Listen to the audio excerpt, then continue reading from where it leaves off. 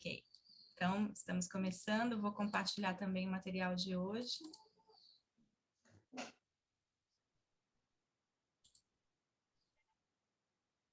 Pronto. Vocês estão vendo o material? Se vocês não estiverem vendo, vocês me avisem e provavelmente tem que abrir o microfone, porque às vezes eu não vejo, não ouço ninguém. Ouço, não vejo só. Tudo bem, então? Sim, professora. Sim, estamos vendo. Ah, então tá bom. Bom, então, vou dar aula de hoje, né?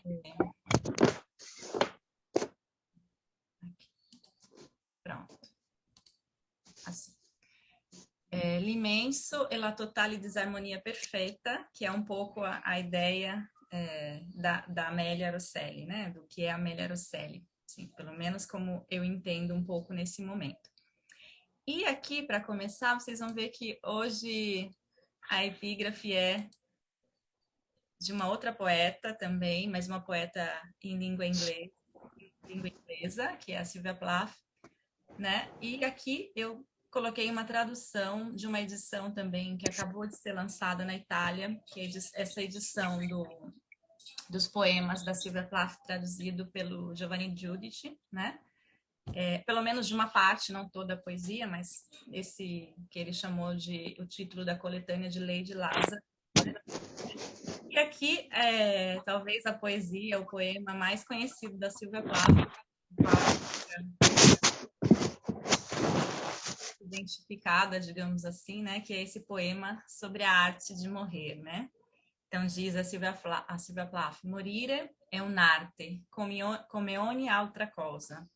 Io lo faccio in un modo eccezionale, io lo faccio che sembra come inferno, io lo faccio che sembra reale, ammetterete che ho la vocazione. Não sei se vocês conhecem a Sylvia Plath, mas essa poeta, que é uma poeta também suicida, né? E que de fato fica bastante conhecida por essas poesias que falam muito da morte, né? A ideia é um pouco de começar com a Sylvia Plath, porque também ela é uma espécie de presença, ausência na poesia da Amélia Rosselli, né? A Amélia Rosselli foi também tradutora da Sylvia Plath na Itália. Traduziu poucos poemas, mas parece que traduziu de uma forma bastante boa os poemas, né? E eu não encontrei ainda essas traduções, estou procurando, não sei se está reunido na coleção do Meridiane, ainda não tive tempo de olhar tudo, que é bastante coisa, mas tem um ensaio que ela fala também da Sylvia Plath, então é um pouco de diálogo que ela faz, né? Entre tantas as tradições, né, poéticas, digamos assim, que a Amélia Rosselli traz para a poesia dela, também traz a voz dessa poeta americana, que nasceu nos Estados Unidos, né? Escreve em língua inglesa. Bom, aqui então uma foto da Amélia Rosselli, para quem não conhece, né? Amélia Rosselli, então, a poeta que nasceu em 1930 em Paris e morreu em 1996 em Roma, né? Bom, Amélia Rosselli é de origem italiana, na verdade, a origem dela é italiana e inglesa. O pai dela era italiano, Carlo Rosselli, né, de uma importante família italiana.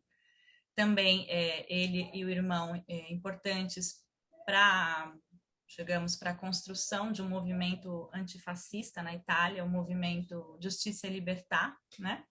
E por causa disso, perseguidos também pelo regime fascista Mussolini, né, na década de 30. E a mãe é inglesa, né? Se chama Marion Cave. E os dois antifascistas militantes foram exilados, né, na França, na década de 30, quando a Rosselli ela nasce, então, em Paris, e a família toda morando em Paris, na França, quando, em 1937, a família toda sofre, digamos, esse atentado contra a vida do pai e do tio, né, da família Rosselli, que acabam mortos pelo regime fascista, pela milícia, uma milícia francesa, né, ligada ao regime fascista, né, na França, né, em 37, quando a Amélie Araceli tem só 7 anos, né? Digamos que é o primeiro e grande trauma da vida da Araceli, que vai ser muito tematizado na poesia, né? Na poesia da Araceli.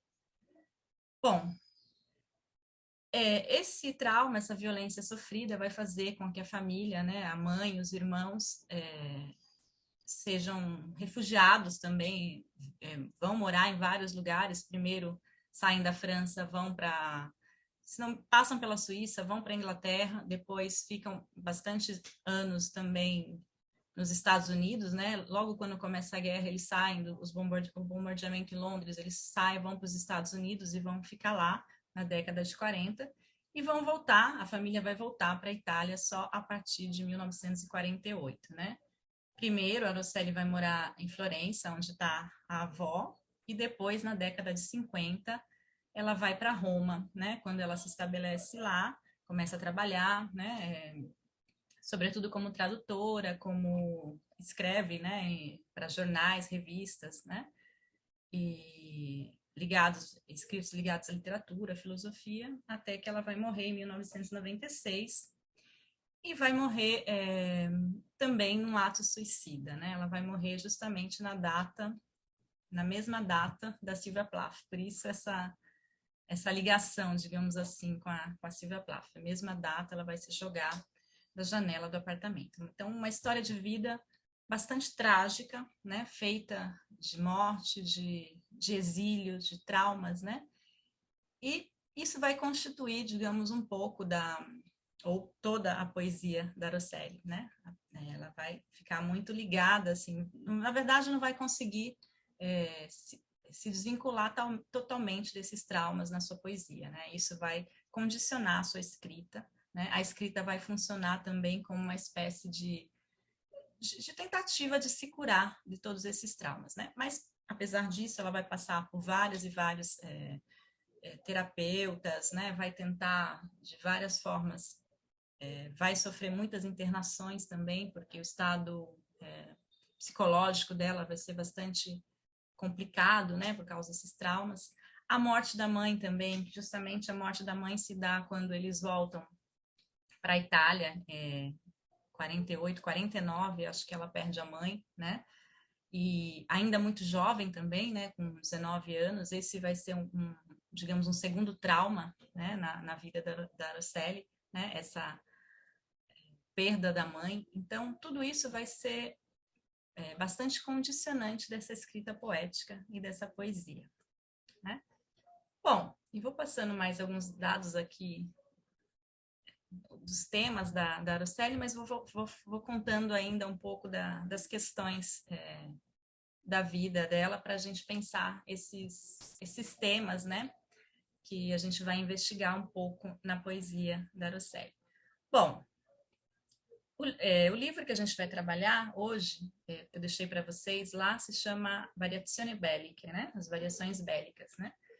E são, digamos, poesias, poemas feitos a partir desses temas que vocês estão vendo aí na tela, né? A questão do amor, a questão do divino, Deus, a religião, do corpo, né? O corpo é muito presente, a morte, o tema da morte e o tema da guerra, né?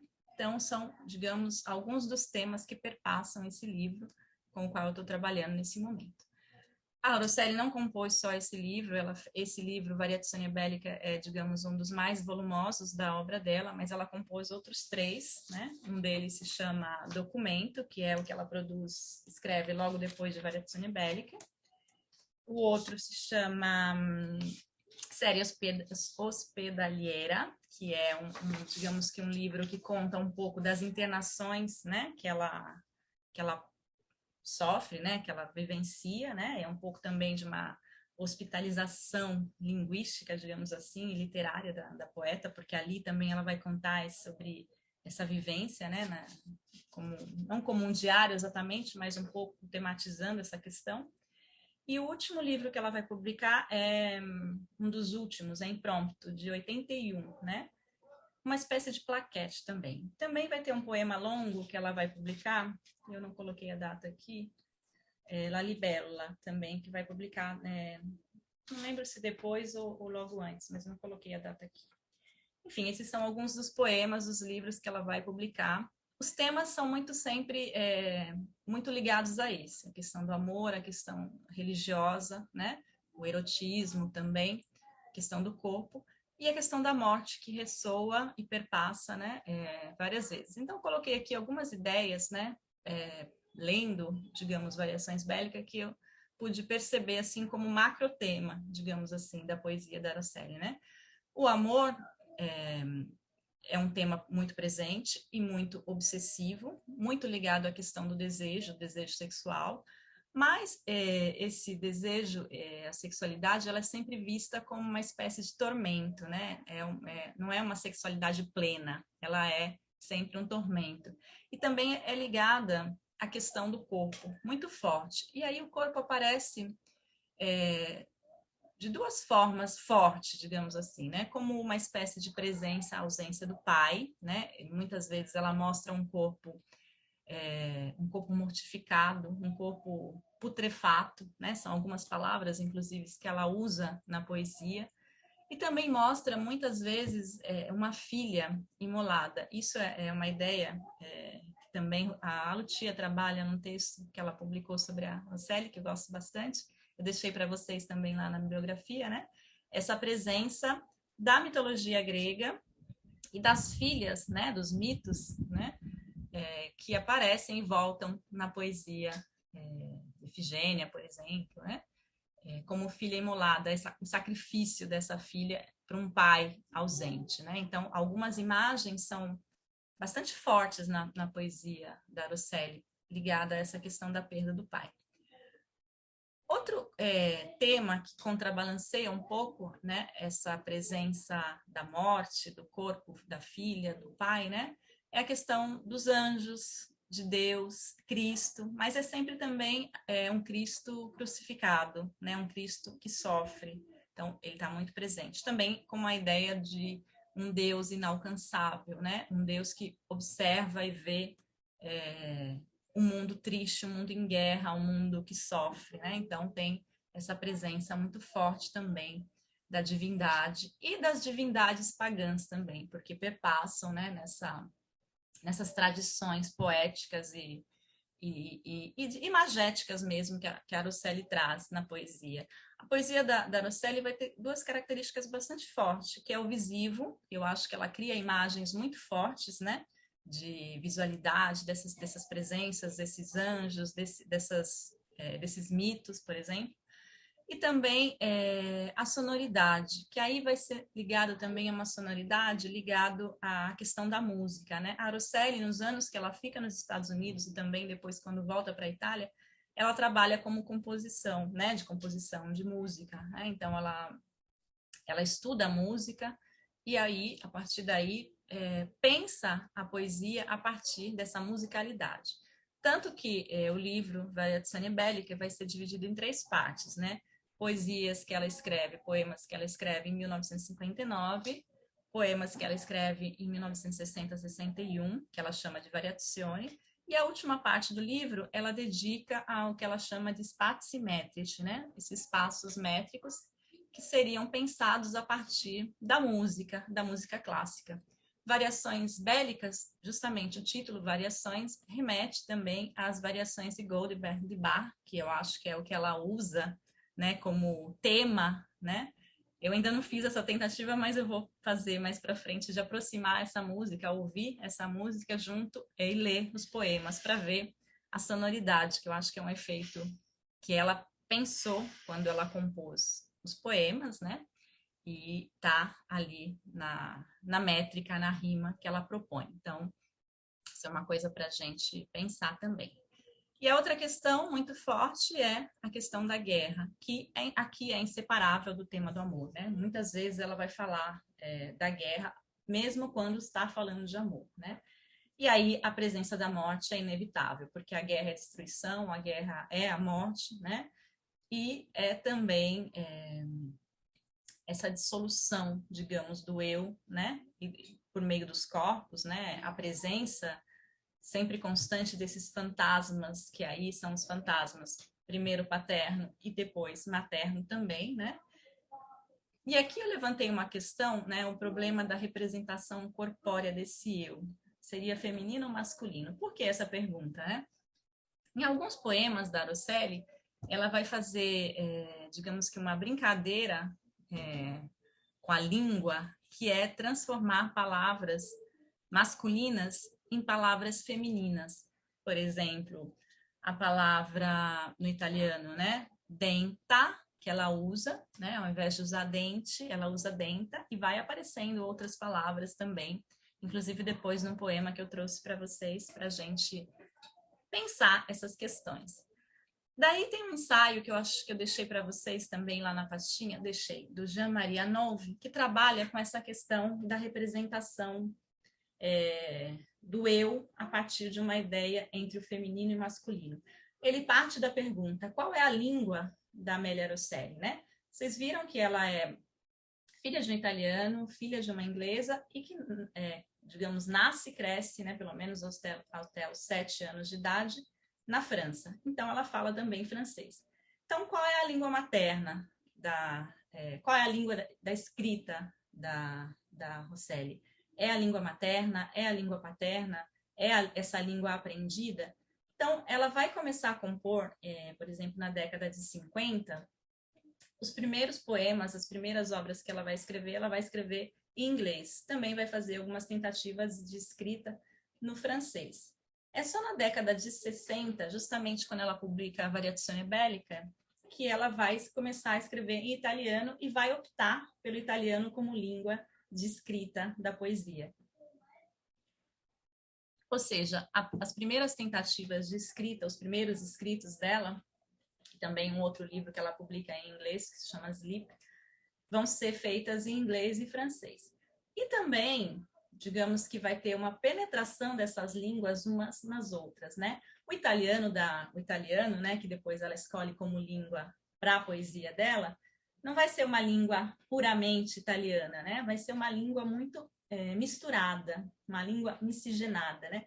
E daí não dá nem para pensar em termos de dialeto, porque as misturas ali que vão acontecer na língua da Rosselli vão ser, de fato, partes do inglês que vão entrar na poesia dela, algumas estruturas também do francês que vão entrar, né, na poesia como um todo.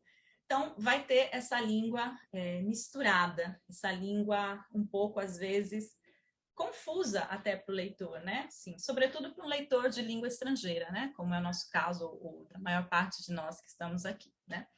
Então, essa língua, qual é essa língua, né? Então, como se representa essa língua? Que língua ela dá para falar em uma língua híbrida? Não sei, como a gente pode pensar? Então, o Jean-Marie Anouilh tem um ensaio interessante, como eu dizia, sobre a questão do feminino e do masculino como partes dessa questão linguística, né, da Amélia Rosselli. Um ensaio que eu gostei bastante. Ele vai falar um pouco também dessa transformação das palavras do masculino para o feminino, né? Então,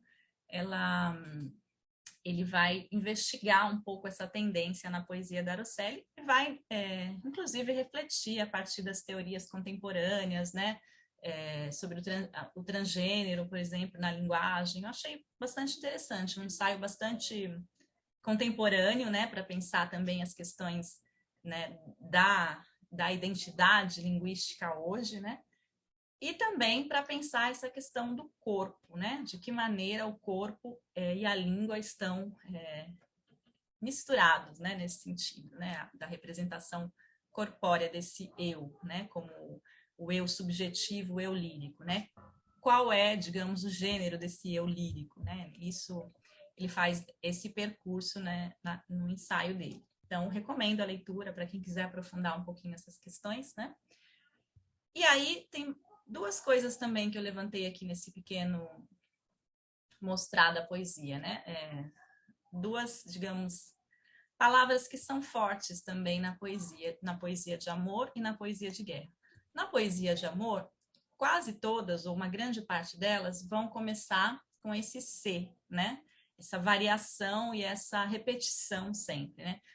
A poesia de amor, quando ela não começa com C, ela começa com Ma, né? C ou seja, um condicional, ou ma, que é um adversativo, né? Então, o amor é uma condição, o amor é um condicional, ou o amor é um universo que se contrapõe, né? Então, tem essas duas palavras marcando a poesia de amor. E a poesia de guerra, quase sempre também tem essa palavra contra, né? Contro em italiano, né?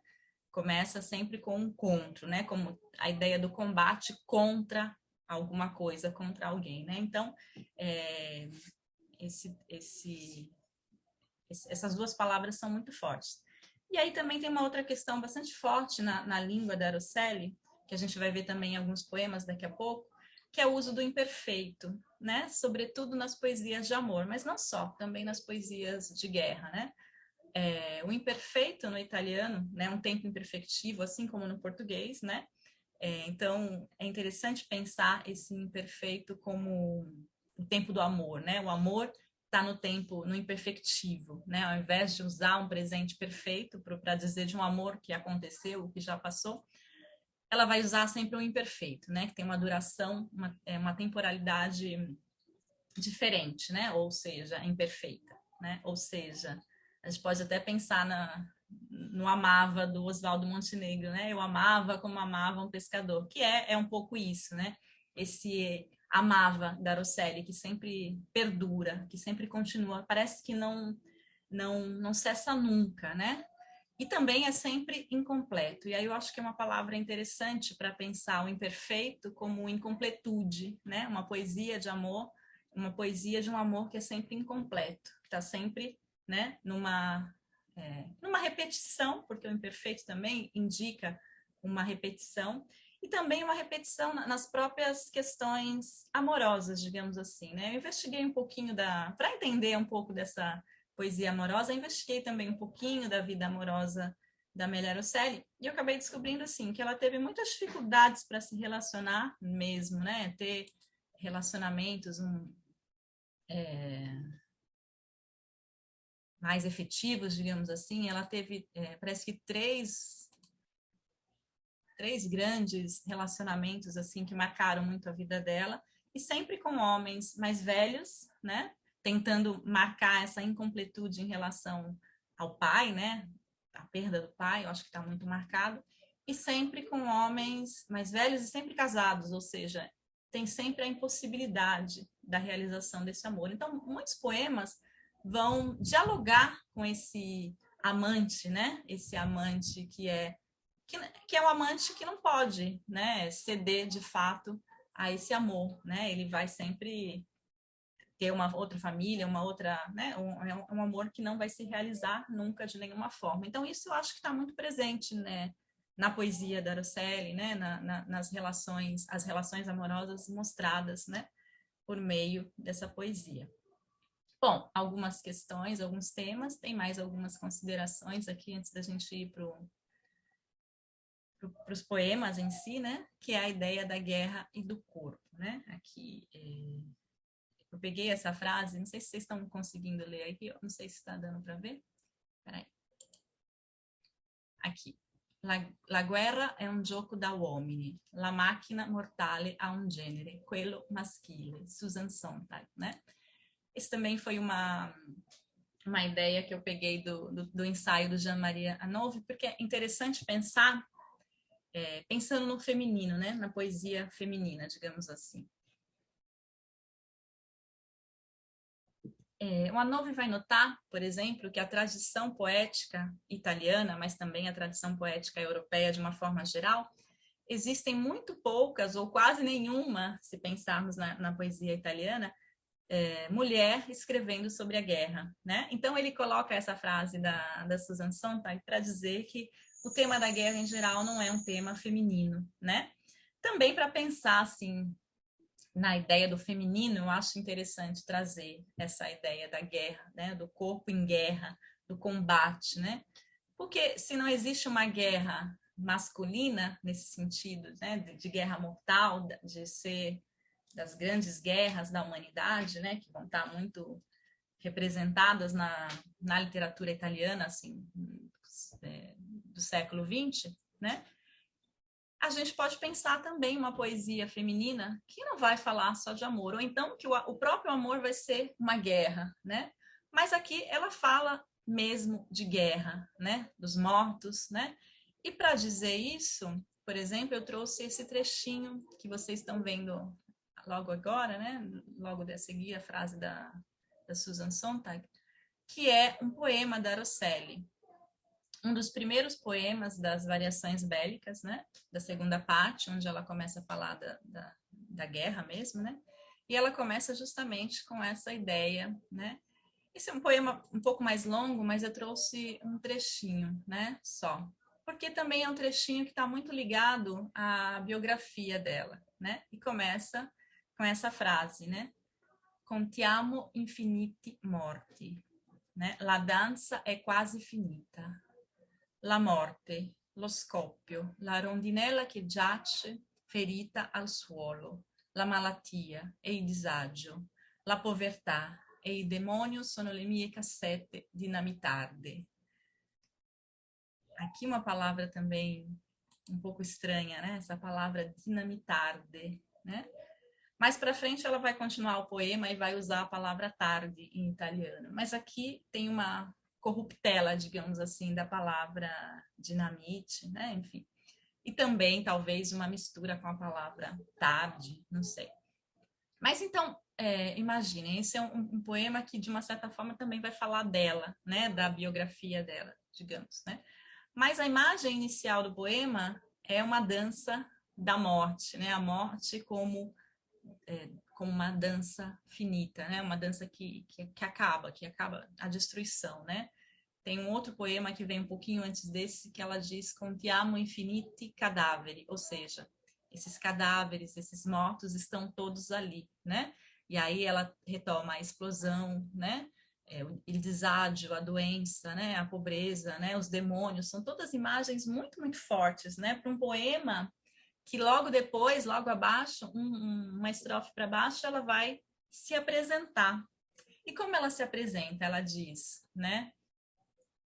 Nata a Parigi, travagliata nell'epopea della nostra generazione falati, giaciuta in America fra i ricchi campi dei possidenti e dello Stato statale. Vissuta in Italia, paese barbaro, scappata dall'Inghilterra, paesi di sofisticati, speranzosa nell'Ovest ove niente per ora cresce. Bom, esse é um poema um pouco mais longo e é um poema muito difícil, inclusive. Eu não traduzi, eu comento um pouco com vocês. Eu traduzi alguns poemas para a aula de hoje, mas uma tradução de serviço, mas esse eu deixei assim, porque primeiro que é um poema difícil mesmo de traduzir, né? E segundo porque algumas ideias eu acho que são interessantes para a gente pensar, né? Essa ideia de nascida em Paris, mas numa epopeia, né? Trabalhada é uma palavra, por exemplo, que me faz lembrar o trabalho do parto, né? A ideia de entrar num trabalho de parto, assim, bem forte, né? Pesado. Numa epopeia de uma geração falaz, né? Falate, né? Que também faz pensar na geração dos pais, na geração, né? De sobreviventes, de combatentes da guerra, do fascismo, né? Depois vai para a América, né? Mas ela diz giaciuta, né? A ideia de morte novamente, né? Vai jazer na América, né? Entre os ricos campos de possidente, né? Dos que têm posse, né? Dos que possuem a terra, por exemplo, né? Do Estado estatal, né? Um país, por exemplo, em que o liberalismo econômico é muito forte, ela usa status statale. Vissuta em Itália, né? Para onde ela volta depois da guerra, que ela chama de paese bárbaro. Scappata da Inglaterra, que ela chama de país de sofisticados, de pessoas sofisticadas, né? E que guarda uma esperança em relação ao Ovest, onde nada por agora cresce. Então, é uma biografia bastante estranha, bastante complicada, bastante fragmentada, né? Digamos assim, e que pressupõe também um se refugiar nesses universos, né? Ir para a América, tentar construir uma vida ali, mas que parece que nunca dá certo, né? Porque a morte, de uma certa forma, prevalece também ali, né? De Achuta, né? Em América, né? E depois esse retorno também para a Itália, que também não traz muitas esperanças, digamos assim, porque ela vê a Itália também como um país bárbaro, né? Então, quer dizer, a morte acompanha o refúgio, o exílio, né? A desesperança, em algum momento ela encontra um pouco de esperança nesse Ovest, né? Nesse oeste, onde nada, por enquanto, está crescendo. Então, se depois vai florir em algum momento, a gente ainda não sabe, pelo menos não sabe nesse poema. Então, vejam, é um início digamos, de poesia, assim, bastante duro, né? Bastante... Não é uma poesia fácil, a da Araceli. Eu não sei se talvez seja isso que tenha também me chamado muita atenção na poesia dela, mas não é uma poesia que eu consigo entender num primeiro momento. Nem talvez nem em 10 momentos, mas no primeiro momento é muito difícil, né? Eu acho que ainda para quem vai ler em uma língua estrangeira é mais difícil, mas não é uma poesia fácil também, né, para a Itália, para os italianos de forma geral, assim, né, uma poesia bastante complexa. Então, a guerra ali, né, ela não exercita uma questão só na psique, né, da Melaroceli, né, ela age também sobre o corpo. A violência é muito presente nessa poesia, né, e aqui a violência é o que, digamos, torna tudo igual, a violência em relação ao corpo masculino e em relação ao corpo feminino. Todos os corpos sofrem com a guerra, sofrem com a destruição, né, então essa é uma questão que a Rosselli coloca no centro da própria poesia, né? Essa corporidade que a gente chamou aqui de sofrível, né? De sofrente, né? É a sofrência, se a gente quiser usar uma palavra que hoje está muito em moda no Brasil, né? É uma sofrência, né? É tudo muito dolorido na poesia da Rosselli, né? Em relação a essas questões do corpo. Bom, então variações bélicas, como última consideração ali, é um corpo que parece emergir das ruínas, da explosão, né? Um corpo em decomposição. Então, o corpo presente nessa poesia é sempre esse corpo, né? Exposto, em decomposição, que sofre, né? E que sofre também de uma forma, de várias formas. Eu acho que o sofrimento é muito presente. Bom, mas a biografia dela diz desse sofrimento, né? Seja a morte do pai, seja a morte da mãe, seja as questões que ela vivencia como luto por causa da guerra, né? Depois, né? Também uma outra perda muito forte para a Amélia Rosselli é um amigo que ela tem que se chama Rocco Scotellaro, que também é poeta, não sei se músico agora, não, poeta sobretudo, escritor, poeta, que vai ser um dos, digamos assim, dos amigos que vai apresentar, digamos, a Rosselli para o mundo literário, mas também vai viajar com ela para o Meridione italiano, né? Então vão ser muito juntos, eles vão participar de várias coisas, vão fazer várias coisas, inclusive vão participar do grupo 63, né? Que vai ter um importante congresso, né, digamos assim, em 63, em Palermo, e ali, inclusive, vai ser um lugar que a Rosselli vai exordir como poeta também, para pensar a poesia, né, e ela vai perder também esse amigo muito cedo, ele vai morrer também, né, e vai deixar um vazio muito grande, né, na vida dela. Então, vai ser também um dos motivos para ela ter uma outra crise nervosa, para ter uma internação também muito duradoura. Então, ela vai viver vários períodos de internação psiquiátrica, né, que vão ser muito marcantes na vida dela e na poesia como um todo. Então, né, digamos que esses 3 lutos são muito marcados na poesia dela. O pai, a mãe e esse amigo que ela perde também bastante jovem, né? Então, estão representados ali de alguma forma, né, nessa poesia. Bom, mas aí, então, surge essa ideia de que a poesia possa funcionar como uma espécie de cura, né? Ou seja, como ela pode se reconectar com esse mundo, né? Sair dessa depressão, desse universo de medo, de solidão, né? Como ela pode tentar se conectar, comunicar com o mundo, né? E eu acho que aí a gente pode pensar a ideia da escrita poética como cura, né? Como uma experiência traumática, de uma vivência traumática que precisa ser comunicada. Então, a poesia aqui dá vazão, né, a essa experiência, né, a esses traumas que vão, de uma certa forma, elaborar, ajudar a elaborar. Não sei se, de uma certa forma, a gente pode dizer que ela consegue completamente elaborar todos esses traumas, porque, no final das contas, é uma poeta suicida, então o trauma permanece, ele não é existe uma tentativa de elaborar esses traumas, mas eles continuam ali, né? Influenciando na vida dela, são traumas terríveis, né? Com delírios, manias de perseguição, né? Então isso tudo vai atormentá-la de uma forma que vai impedi-la muitas vezes de viver, né? Então, quando ela vai se sentir relativamente bem, ela vai se propor a escrever, mas a escrita é também esse modo de não sucumbir completamente. Pelo menos uma tentativa, né? Se dá conta ou não, já é uma outra questão, mas pelo menos é uma tentativa, né? Bom, uma outra coisa importante para essa poesia, então, é a que eu coloquei aqui no final, a convivência com essas três línguas, né? O inglês, o francês, o italiano, né? E também as questões do exílio e do trauma, que eu acho que são muito fortes nessa escrita poética.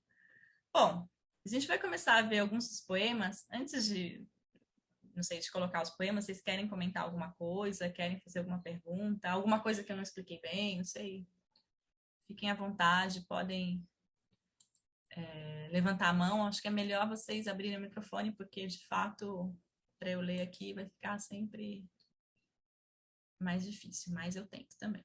Tá bom? Diga, Fernando, por favor.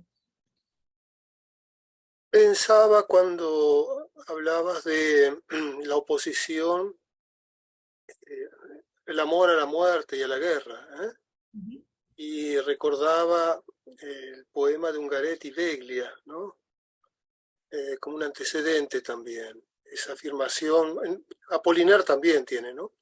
Esa un'intera notata, butato un vicino, massacrato, con la sua bocca digrignata, volta al plenilunio, con la congestione delle sue mani penetrata al mio silenzio, ho scritto lettere piene d'amore. Entonces, esa oposición de Rosselli, la afirmación del amor y de la vida en la muerte, en la trinchera, y en ese antecedente recordaba a Ungaretti, que está en la tradición poética italiana. Sim, verdade. Eu acho que o diálogo com a tradição poética na Rosselli vai ser muito, muito grande, né? Inclusive com o Montale, com o Dino Campana, né? Vão ser muito fortes.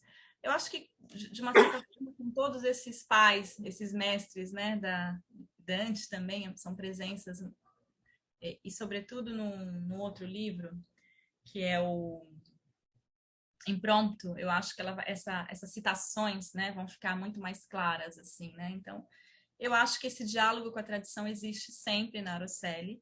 Existe também, talvez, não sei, uma recusa e uma presentificação e uma recusa, assim, né? Por meio dessa questão que passa pela... talvez até pelo feminino, para pensar, né? Assim, se é uma poesia feminina que fala da guerra, é possível, né? Não sei, a mulher falar de guerra, né? Então, tem essa questão que eu acho que passa também pelo feminino. Qual tradição, né? Uma tradição muito pensada no universo masculino, no universo, né, dos grandes poetas italianos, né? Em que as mulheres vão ficando um pouco à mercê ou à beira, né, dessa tradição. Então, aí tem, eu acho que o colocar da tradição e, ao mesmo tempo, o questionar essa tradição, né? Tentar, em algumas vezes, romper também com essa tradição, né? Então, eu vou falar de guerra também. Eu sou mulher, mas eu vou falar de guerra também. Não sei, a gente poderia pensar também um discurso um pouco por aí, né? Como essa tradição ela é colocada, citada, ela não deixa nunca estar presente, né? E como ela, ao mesmo tempo, ela é questionada, subvertida, né, a partir do olhar feminino, né? E daí eu só consigo pensar mesmo a partir do subjetivo do eu feminino, né? Mas enfim, a gente pode pensar em outros momentos em que ela vai colocar essa poesia para dizer faz parte das muitas tradições, né? Que eu acho que ela não cita só a tradição italiana, ela vai citar também Shakespeare em muitos momentos, né? Uma tradição em língua inglesa, que eu acho que é muito forte também na poesia. Bom, ela vai escrever também em inglês, né? Então, isso vai ser marcante, digamos assim. Mas vamos... mais alguma questão? Não sei, Fernando, se respondi, mas também a ideia é fazer um diálogo, né? Não sei se... Graças. Vamos lá, então. Bom, aqui eu coloquei, então, o primeiro poema, né? Que os poemas da Amélia Rosselli não tem, nenhum deles tem título, né? Nas variações bélicas, né? Mas aqui, a gente, como eu citei, busquei alguns poemas, né? Para falar do amor, então eu trouxe essas variações sobre o amor e sobre o desejo, né? Então, aqui tem as três questões que a gente começou a pensar, questões linguísticas, né, para pensar a poesia amorosa, né? Essa ideia do ser, o condicional, né, do ma, o adversativo, e o imperfeito, já no primeiro verso, né? Ma se nell'amore e io intravedevo un balurmi di gioia, né? Então, aqui, essa eu acho que é a frase que eu peguei justamente esse poema para já colocar todas as tendências linguísticas que eu busquei, que eu achei ali, né? Então, essas três estão muito fortes, mas, de fato, são três questões que vão se repetir sempre, né? O amor no condicional, o amor como um universo adverso e o amor imperfeito, né? Então, vão estar ali postos. Agora, aqui também preciso fazer uma nota sobre a tradução, né? Assim, a poesia da Rosselli ainda está pouquíssimo traduzida no Brasil. Na verdade, tem agora algumas, digamos, tem uma outra estudiosa da poesia da Rosselli que está traduzindo, que é a Valentina Cantori, que, se não me engano, está aí na USP, né, Lucia? Não sei. Traduziu recentemente alguns poemas, foram 6 ou 7 poemas que ela traduziu, né, para uma revista. E esse poema também foi traduzido pela Cláudia Alves numa outra revista, já também há um tempinho, um tempo atrás.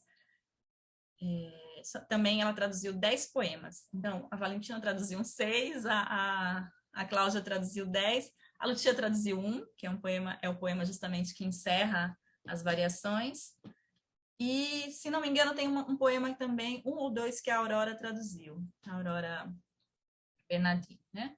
Então, se a gente contar, são uns 20 poemas traduzidos em português de todo esse livro, né? A Valentina está traduzindo também dos outros livros. Mais das variações bélicas, então, são mais ou menos 20 poemas traduzidos até agora, né? E o que acontece? São traduções feitas para revistas, né? Então, ainda não tem um livro que recolha essas traduções, não tem ainda uma tradução do livro todo, são 170 poemas, né? Então, é bastante. Mas, como eu disse, também não é uma leitura fácil, não é uma tradução fácil, então dá para entender, assim, primeiro que a poesia feminina ainda está muito, muito pouco traduzida no Brasil, a poesia italiana feminina. Segundo, que essa é uma poesia mais difícil, inclusive, né? Então, tem essas dificuldades todas. Então, o que eu fiz, assim, para ajudar, fiz umas traduções de serviço aqui. A Lucia acho que caiu, voltou. Então, esse poema, o que eu acho interessante pensar, né? Essa ideia do imperfeito. Mas vou ler o poema primeiro, né? Depois a gente pode colocar a tradução para ver se ajuda. Então, ela diz assim: Ma se nell'amore io intravedevo un balurmi di gioia, se nella notte improvvisamente levandomi vedevo che il cielo era tutta una risa di angeli, se dalla tua felicità risucchiavo la mia. Ai, desculpem, acho que tem alguma coisinha acontecendo. Pronto. Se dalla tua felicità risucchiavo la mia, se dai nostri occhi incontrandosi prevedevo il disastro, se nella melanconia combattevo il forte drago del desiderio, Se per l'amore facevo salti mortali, se per le tue canzoni rimanevo illusa. Era per meglio nascondere il premio di bontà, tu non desti. Non a tutte le bontà si può rispondere, né? Eu acho esse poema muito, muito bonito, né? Assim, vocês vejam o ritmo desse poema, né? O uso dos enjambements ali, né? Ela poderia terminar de joia e aí começar na outra linha C, né? Como acontece com muitos poemas, por exemplo, que repetem, né? O C, por exemplo, né? Aí começa sempre com C, C, C. Mas não, ela prefere colocar no meio da frase, né? Ou deixar para completar na frase seguinte, né? Usa ponto e vírgula, usa dois pontos, mas não usa ponto, só usa ponto lá no finalzinho, né? O prêmio de bontà tu non desti, né? Non a tutte le bontà si può rispondere. E a quebra dos poemas é justamente essa, né? Se vocês pegarem o livro, eu deixei para vocês o livro lá no Classroom, vocês vão ver que a configuração dos poemas, ele é assim mesmo, né? Então, ela, inclusive, foi uma questão editorial que ela pediu com muita força, né? Não é para mudar a forma do poema, ele é para ficar representado dessa forma na página do livro, né? Então, as quebras, né? O poema dialoga com a própria página, digamos assim. Então, o livro é feito a partir das quebras que ela deu, e as quebras são assim, né? Poderia ter, né, assim, aquela coisa que a gente tem de querer arrumar, né? Vamos colocar nessa linha, né, ao invés daquela. Mas isso não existe na poesia da Araceli. Ele é feito dessa forma, com essas quebras dissonantes, digamos assim, né? Poderia quebrar num lugar, mas quebra justamente onde a gente não espera. E é um seguir, né? Um encadeamento de coisas, né? Se nell'amore, se nella notte, se dalla tua felicità, se dai nostri occhi, né? Então ele vai repetindo essa cadência, assim, de uma forma meio com uma sintaxe, né? Um pouco bagunçada. E também notem aí o uso, por exemplo, de uma palavra como angeli, né? Ao invés de angeli, né? Então tem essa corruptela, digamos, da língua, que no primeiro momento é interessante a gente pensar que, digamos, um dos primeiros a ler a poesia da Araceli vai ser o Pasolini, né? E o Pasolini, a Araceli vai publicar em 63, na revista Imenabó, 24 poemas, por indicação do Pasolini, né? Então, ela vai publicar ali esses poemas que depois vão virar as variações bélicas que vão ser publicadas em 64. Então, Pasolini é também um dos primeiros a escrever sobre a poesia da Araceli. E ele vai falar dessa língua analfabeta da Araceli, ou língua do lapsus, né? Eu acho que é a expressão que ele vai usar para essas corruptelas linguísticas vai ser lapsus, né? Ele vai dizer que a poesia dela é cheia desses lapsus linguísticos, né? E depois, eu acho que com o aprofundamento da crítica, tudo, essa questão do lapsus vai ser combatida até, né?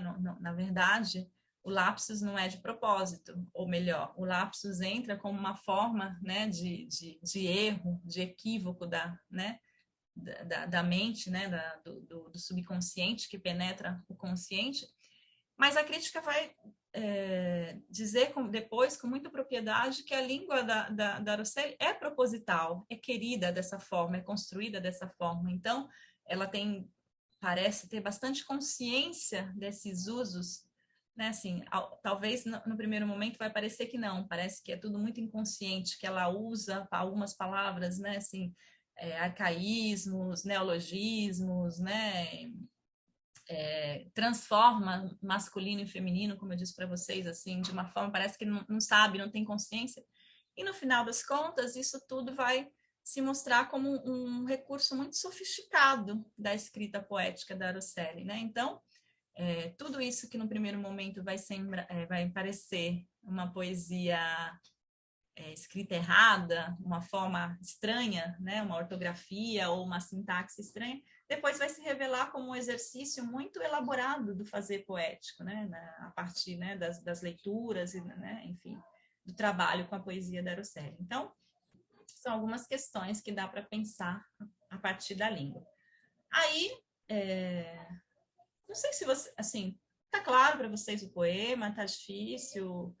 Eu vou colocar aqui, então, uma tentativa de tradução, tá? Que eu fiz aqui para ajudar na leitura, mas não sei se estava difícil ou não, porque esse daí é um dos poemas fáceis, assim, eu não peguei acho que nenhum difícil, porque de fato tem essa incompreensão às vezes, né, da poesia, assim, né, mas enfim.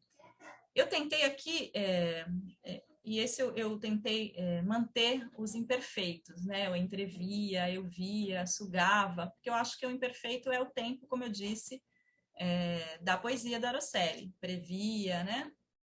O forte dragão do desejo. Aqui eu acho bonita essa imagem também do desejo como um dragão, né? E também os saltos mortais, né? O que ela faz por amor, né? As canções que, né? Se por amor eu dava saltos mortais e pelas tuas canções eu ficava iludida, né? Então eu acho um verso muito bonito esse, né? E aí esse momento, ela faz tudo isso para, né? Então tudo isso para tentar receber esse prêmio de bondade que nunca vem, né?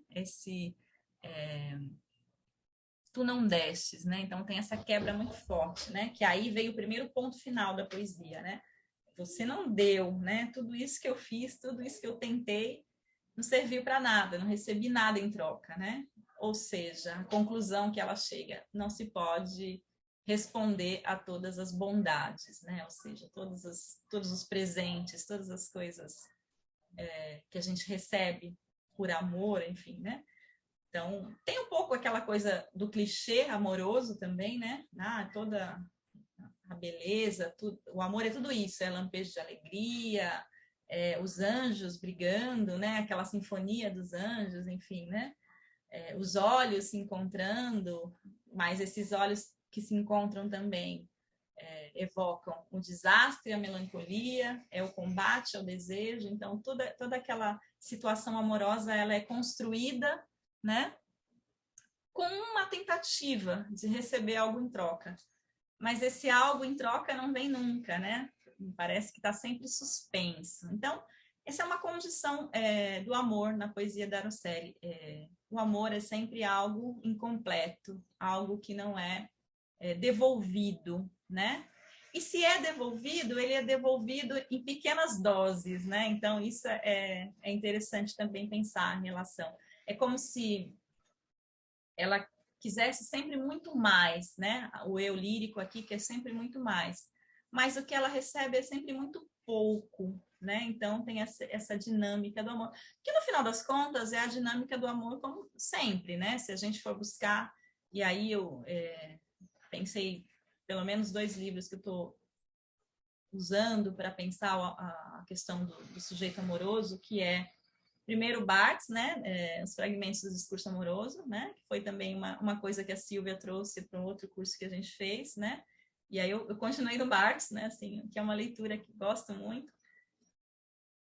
O sujeito enamorado é sempre incompleto, é sempre a falta, é sempre a ausência, né, e o sujeito amoroso, o eros, né, o desejo, ele é também, aí eu peguei um livro, um ensaio mais recente da Anne Carson, que se chama, agora eu esqueci o nome, Eros, o doce amargo, né?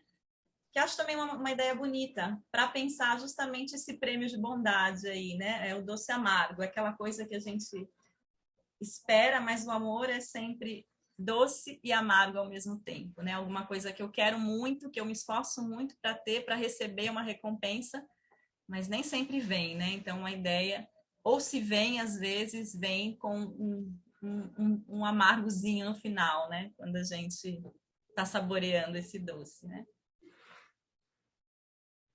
Então, essas são as imagens que escapam um pouco desse olhar para a ideia do amor, né? O amor, então, como incompleto, como algumas palavras aqui, desastre, né? Ele é sempre desastroso, né?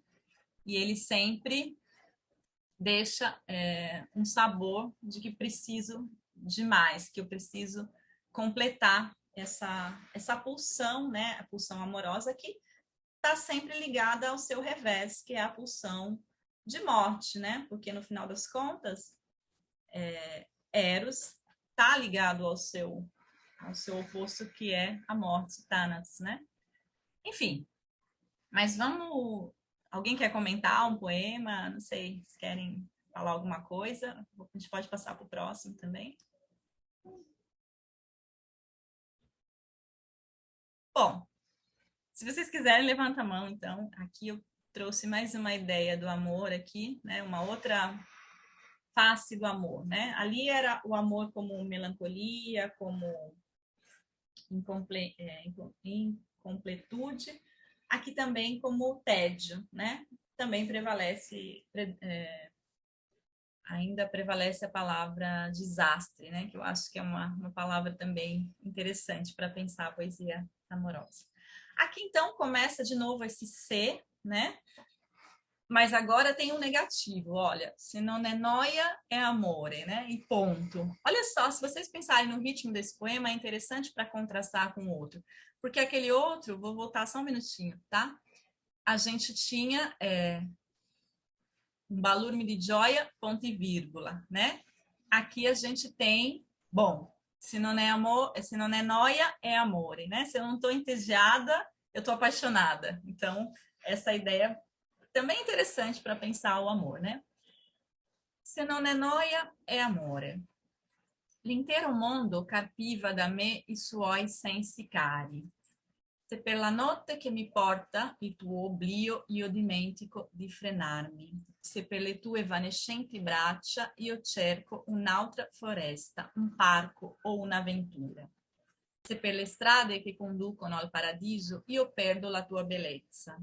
Se per i canili e i vescovadi dal prato della grande città io cerco la tua ombra. Se per tutto questo io cerco ancora e ancora. Non è per la tua fierezza, non è per la mia povertà, è per il tuo sorriso obliquo, è per la tua maniera di amare.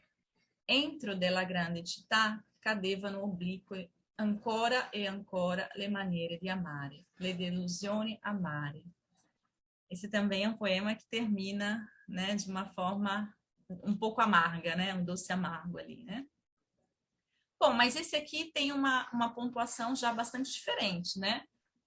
Tem pontos finais, apesar de ter um ritmo, né, dos enjambements, né, que termina na frase de baixo, né?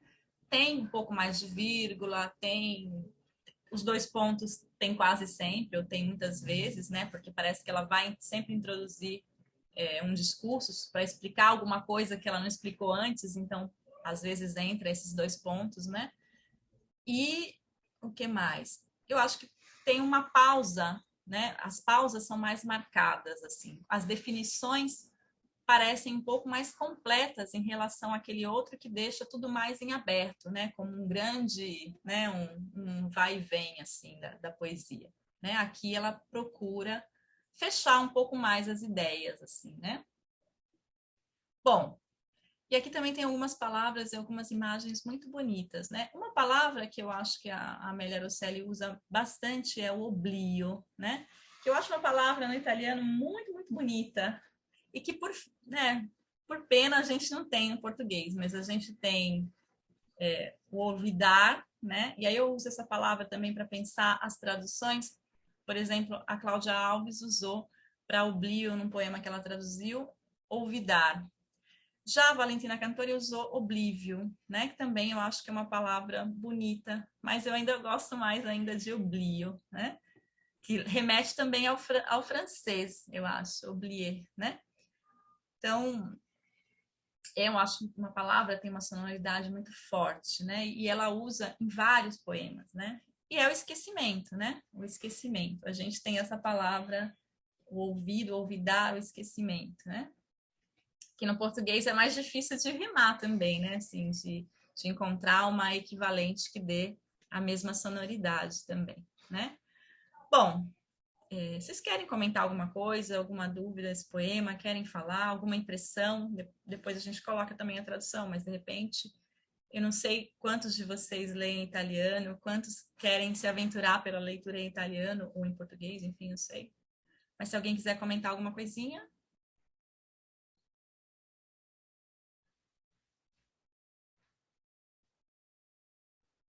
talvez ainda um pouco... Ainda está um pouco difícil a poesia, mas vai melhorando um pouco depois que a gente lê um pouco mais, né? Bom, então aqui uma proposta de tradução também que eu coloquei, né, para algumas questões. Vocês vejam que eu coloquei esquecimento porque é uma tradução de serviço, mas para dar o sentido das palavras mesmo. Não tentei me ater muito à sonoridade a melodia do poema, porque senão também não ia conseguir. Mas, enfim, né? Então, o mundo inteiro capinava de mim os seus caros sentidos, né?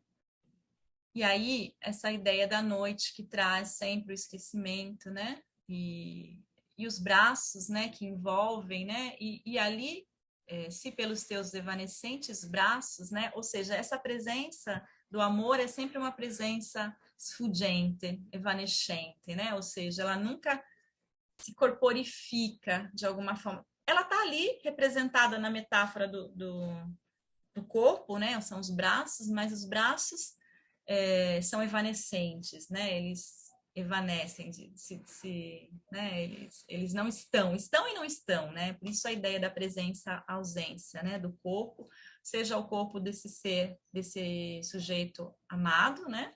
Seja muitas vezes o corpo do pai mesmo, né? Que vai aparecer como fantasma na poesia da Araceli. Então, esse corpo é um corpo que ele é corpóreo, mas ao mesmo tempo evanescente, né? Ele se corporifica para se descorporificar, digamos assim, né? Porque os braços, ao mesmo tempo que eles estão ali abraçando, eles se fogem, se desfazem, né? Nesse abraço, né?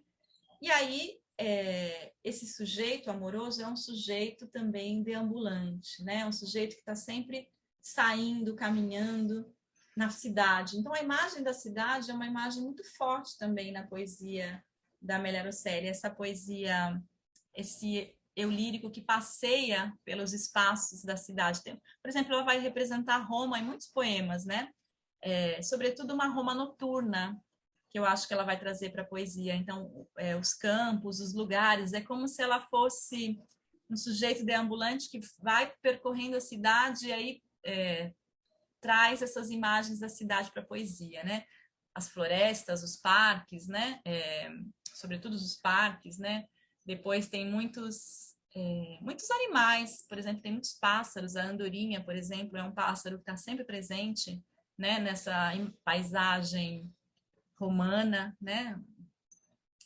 Os telhados das casas em Roma, ela parece que ela está sempre na janela de um apartamento olhando para os telhados das casas, né, romanas, né? E esse olhar conduz sempre a um parque, a floresta, né? Aqui no caso as árvores, né? Essas imagens aparecem sempre, são recorrentes, né? E tudo isso, de uma certa forma, representa essa beleza que ela diz, né? Se pelas estradas ou pelas ruas que conduzem ao paraíso, eu perco a tua beleza. Quer dizer, andando, caminhando, né? Ela tenta encontrar esse paraíso, mas nisso ela se perde nesse olhar, né? Então, ali também tem esse olhar que é fugidio para a beleza das coisas, né? É uma busca sempre pela poesia, pelas coisas belas, né? Por esse reencontro, seja com a natureza, seja é uma tentativa sempre de se recompor, né? Mesmo um amor que tenta se recompor, né?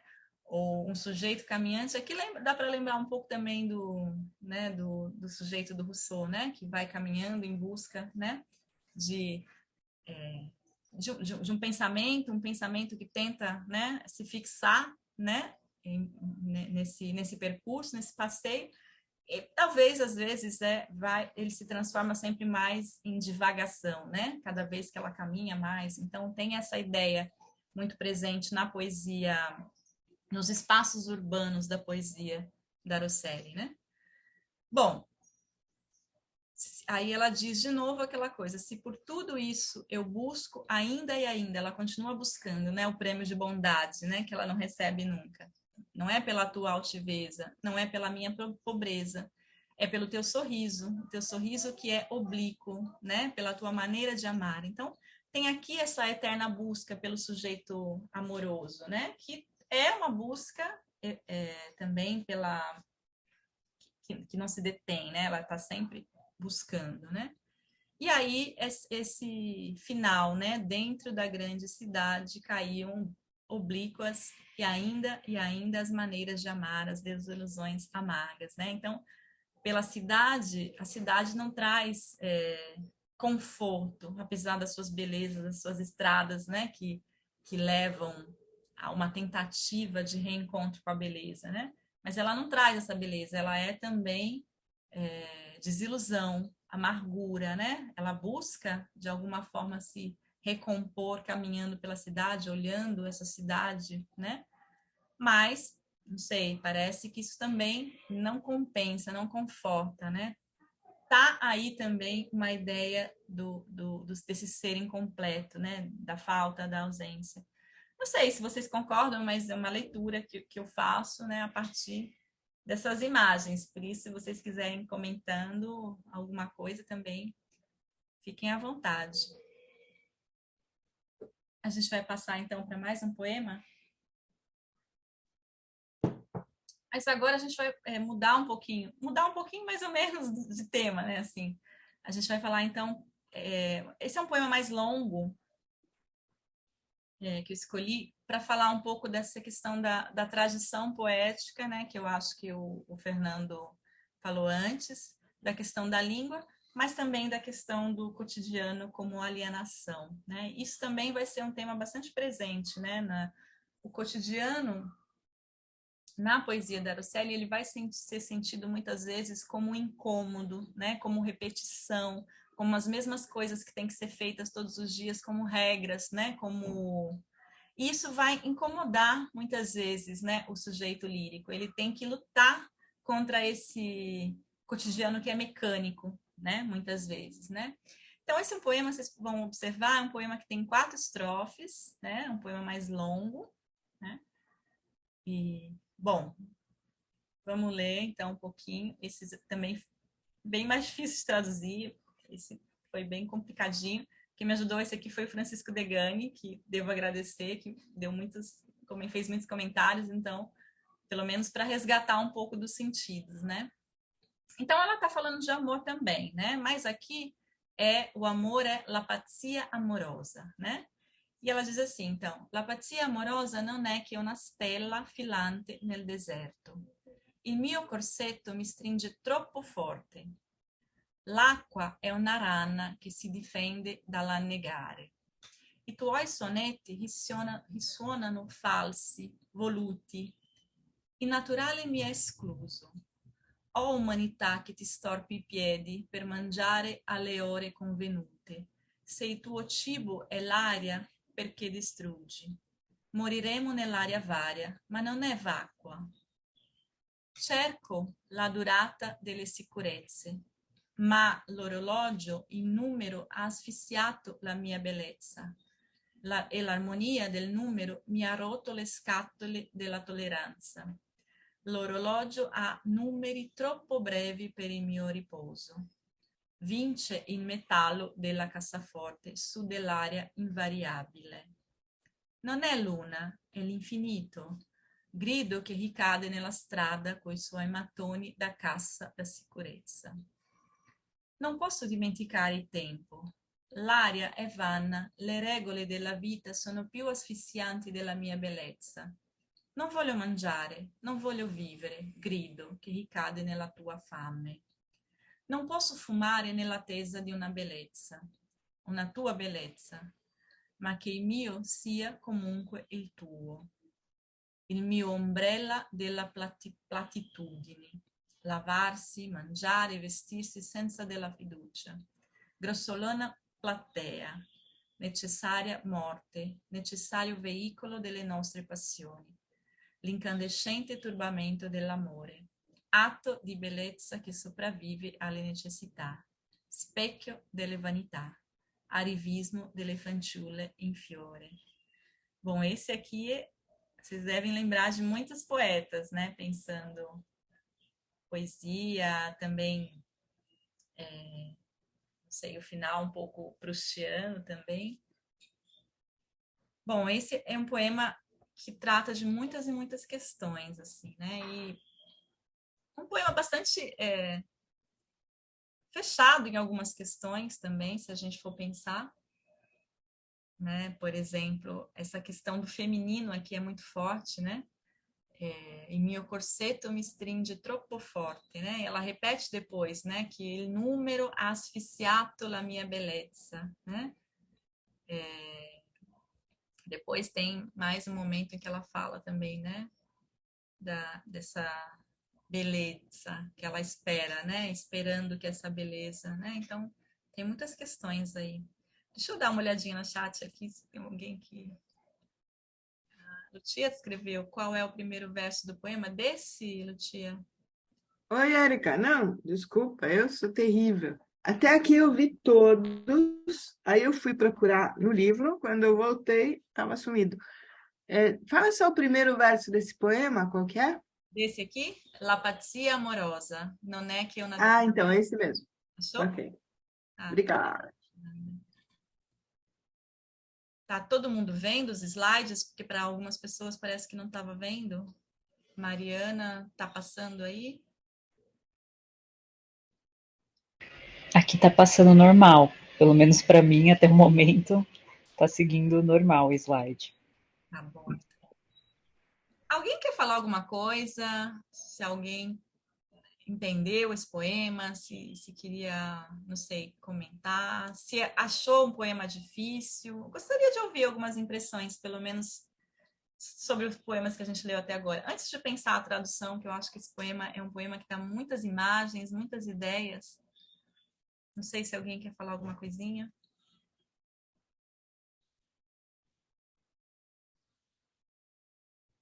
Se a gente pode pensar nessa questão da tradição poética, por exemplo, que o Fernando falou agora há pouco.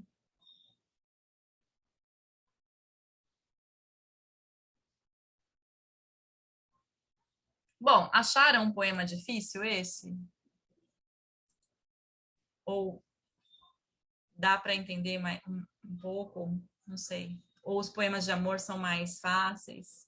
O que vocês poderiam me dizer para eu não ficar assim, nesse silêncio angustiante?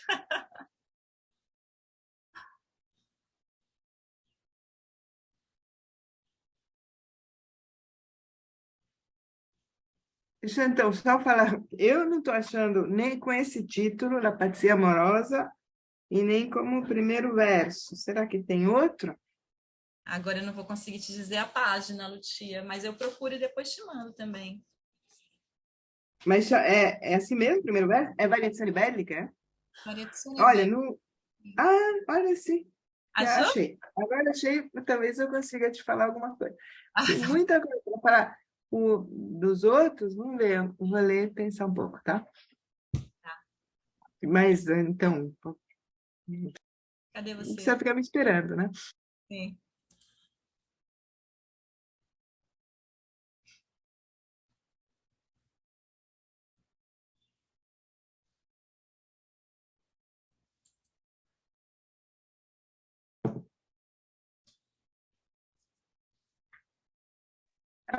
Então, eu só vou comentar uma coisa. Você perguntou se é difícil? Sim. Desculpa. É muito mais difícil. Muito mais Muito difícil. mais difícil que as outras duas, né? As outras são mais, acho que mais fácil de interpretar. Essa aqui é muito estranha, Muito estranho, né? Verdade. muito estranha. Eu não sei, você passou sua tradução? Não, né? Não, vou passar agora. Vocês querem dar uma Ah, olhadinha? tá. Vamos ver se eu consigo ler. Tá bom. Bom, esse aqui eu tentei colocar numa página só, não sei se dá para ver tudo, mas dá para a gente ler em dois momentos. Alguém quer ler assim para mudar um pouco a voz? Não sei.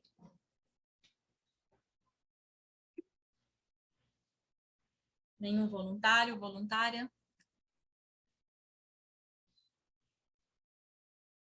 Bom, leio eu então. É uma tentativa então de, né, de ajudar para a compreensão, na verdade. Daí diz assim, então, a loucura de amor é apenas uma estrela cadente no deserto. Meu espartilho me aperta forte demais. A água é uma rã que se defende do afogamento. Os teus sonetos soam falsos, intencionais. O natural foi excluído de mim. Ó humanidade que estorpeou seus pés para comer na hora marcada. Se o seu alimento for ar, por que destrói?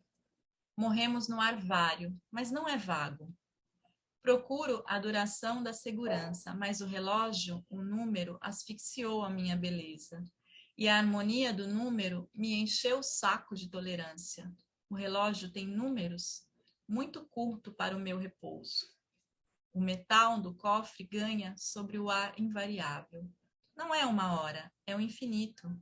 Grito que cai na rua com seus tijolos de caixas de segurança.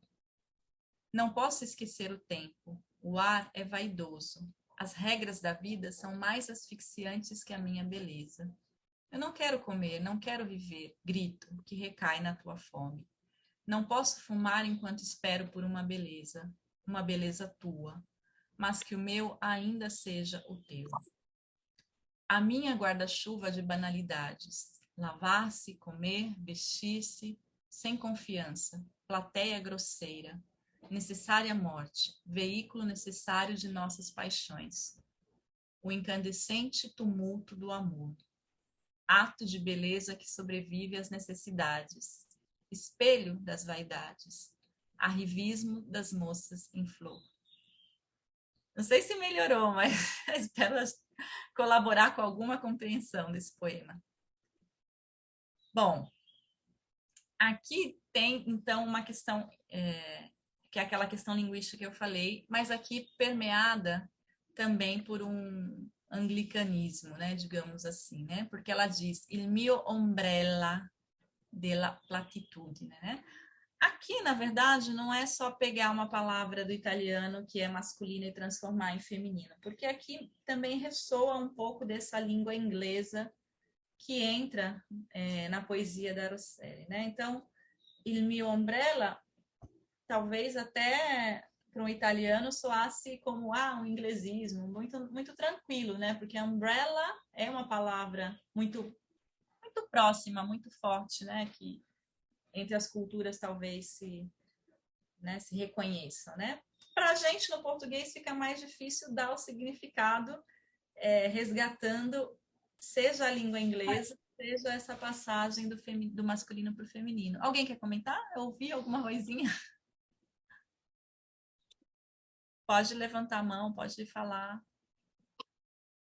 Oi, Não, eu achei que vocês conseguiram. Ai, desculpa, alguém está falando? no.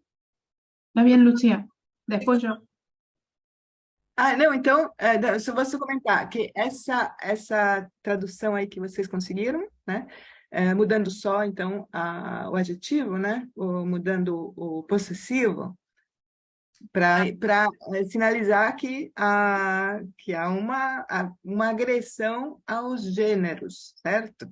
Que eu acho que é um grande mérito da Amélia Rosselli, justamente atacar as bases, né, da língua nesse ponto. Então, acho que tá muito bom. Conseguiram mexer com isso. E isso acho que é especialmente conectado, muito bem conectado aqui com toda essa rebelião, né, da poeta contra as convenções, as regras, as normas da vida, né? Deixo a palavra para Silvia. Sí. No, yo solo quería proponer una reflexión en torno a la incorporación de la palabra inglesa, que también me parece importante en el contexto poético italiano, ¿no?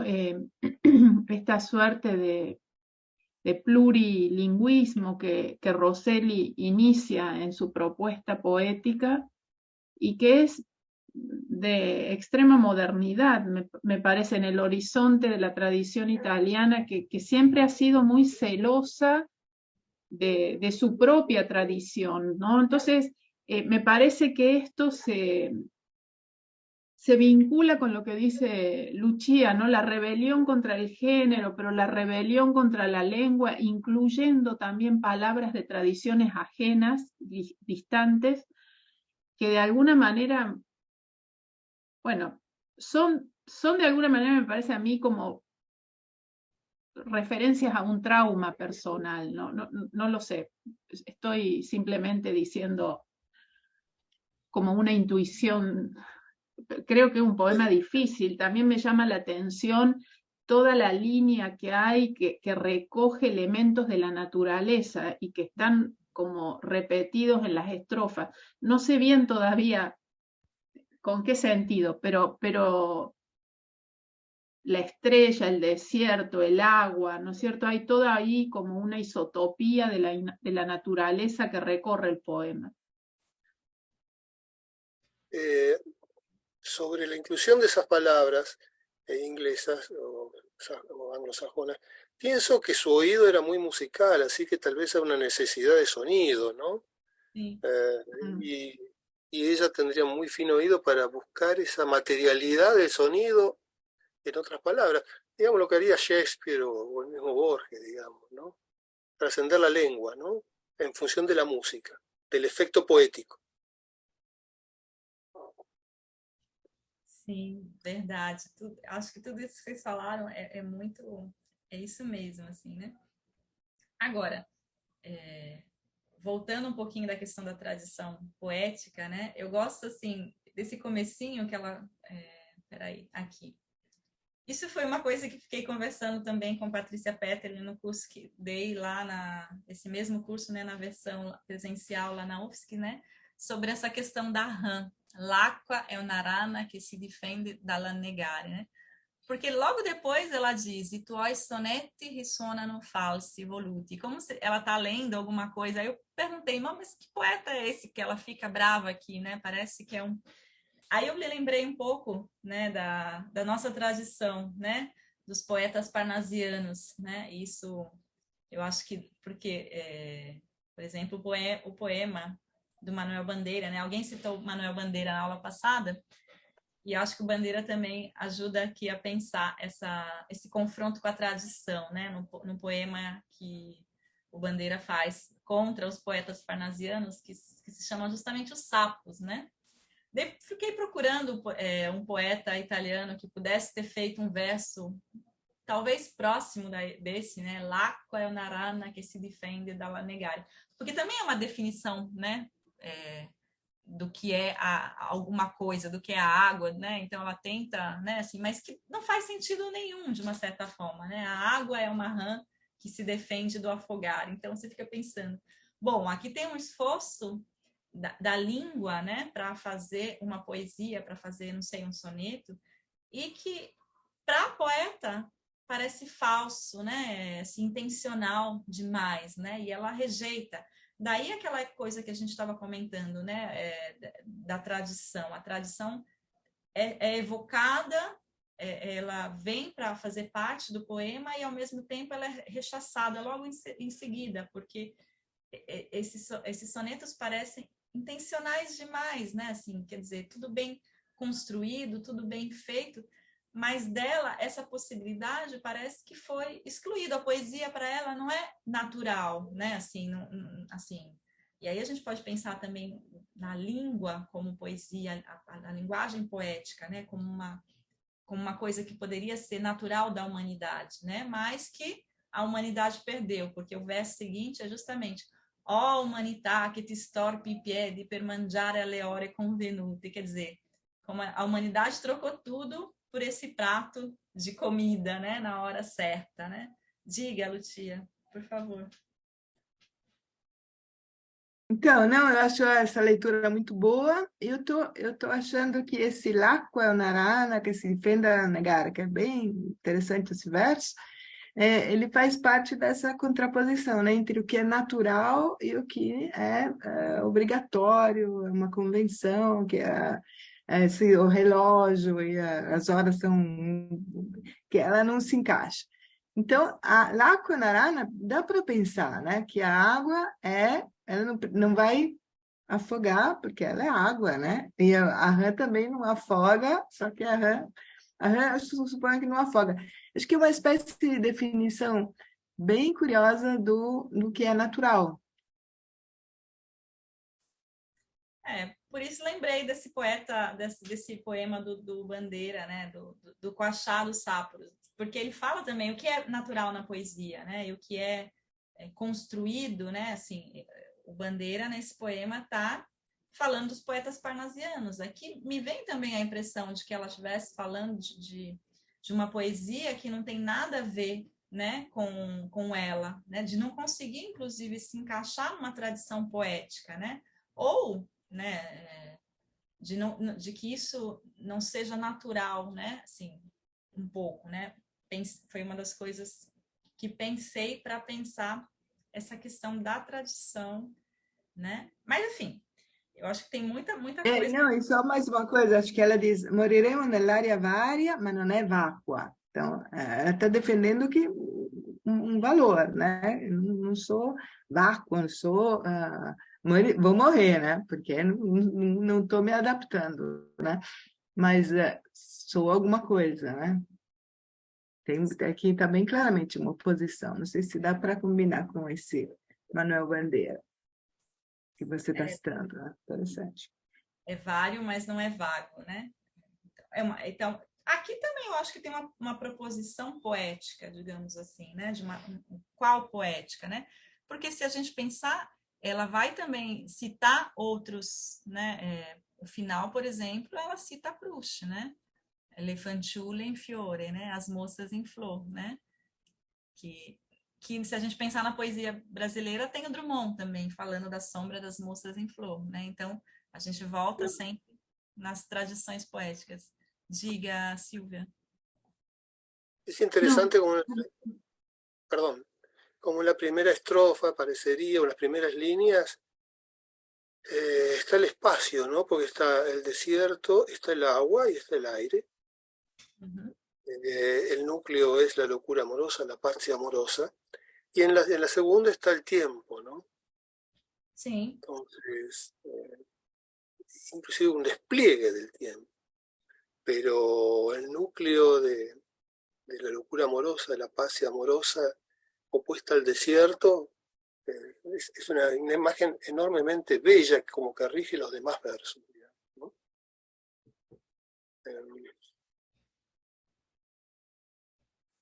Aqui também ela passa por todos os elementos, né? A água, o ar, né? Se a gente pensar também a terra por meio do alimento, né? Não sei, um pouco dos elementos, né, naturais ela resgata com essa ideia, né? Mas ela diz, o natural me é excluso, né? Como é a expressão? O natural foi excluído de mim, né? Mas os elementos naturais estão todos aí no poema, né? E depois também a duração, o tempo, né?